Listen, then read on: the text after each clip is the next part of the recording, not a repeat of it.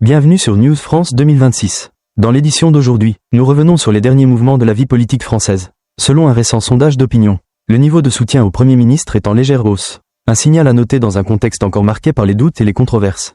Quelles sont les raisons de cette évolution et s'agit-il d'un simple effet passager ou du début d'une nouvelle tendance?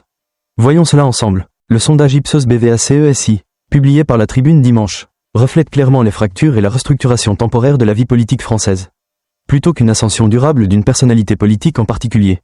Premièrement, il me semble que la légère remontée de la popularité de Sébastien Lecornu ne doit pas être interprétée comme une véritable percée politique.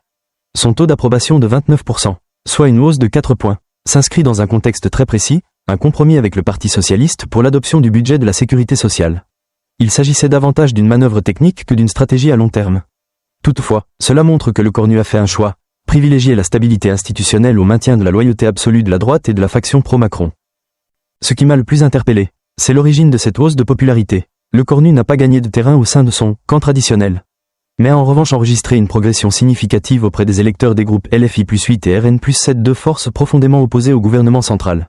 Cela suggère qu'une partie des électeurs progressistes et d'extrême droite valorise temporairement la possibilité d'un dialogue et d'une action pragmatique, indépendamment de toute position idéologique. Cependant, Lecornu perd simultanément et significativement du terrain au sein de la droite traditionnelle LRUDI-11 et de la majorité présidentielle Renaissance Moderne Horizon-6. À mon avis, c'est un signe très clair d'un éloignement de sa base politique d'origine. Comme l'a noté Brice Teinturier, directeur général adjoint d'Ipsos BVA, lorsqu'il a déclaré que Lecornu fait des concessions à la gauche, ce qui ne peut plaire à son propre parti.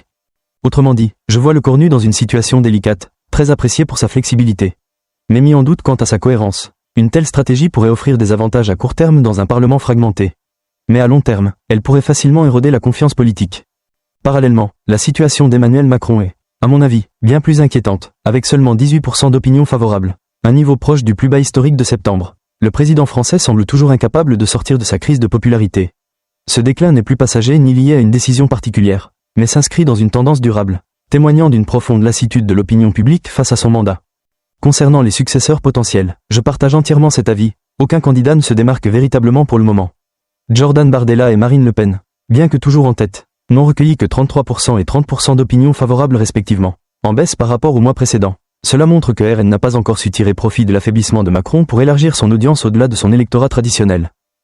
La chute brutale de la popularité d'Édouard Philippe, qui a perdu 6 points pour atteindre 18%, est, à mon sens, un signal particulièrement important, autrefois perçu comme une figure digne de confiance et modérée. Il semble aujourd'hui pris entre l'image qu'il projette aux côtés de Macron et un avenir incertain. De même, Bruno Retailleau 17% et Jean-Luc Mélenchon 13% continuent de perdre du terrain, signe de la saturation des messages qu'ils véhiculent. Enfin, il me semble essentiel de souligner, comme le rappelle prudemment le sondage lui-même, qu'il ne s'agit que d'un instantané, réalisé auprès d'un échantillon de 1000 Français de plus de 18 ans. Interrogé en ligne du 10 au 12 décembre selon une méthode par quota. Ce sondage n'a aucune valeur prédictive à long terme.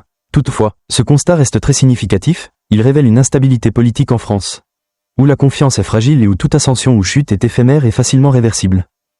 À mon sens, c'est le signe d'une période de profonde instabilité, où les électeurs n'ont pas encore perçu de projet politique suffisamment convaincant pour leur accorder une confiance durable. Avant de conclure ce journal, je vous remercie sincèrement d'avoir suivi News France 2026. Je vous souhaite à toutes et à tous une excellente santé, beaucoup de sérénité, et je vous donne rendez-vous très bientôt pour une prochaine édition. Merci à vous.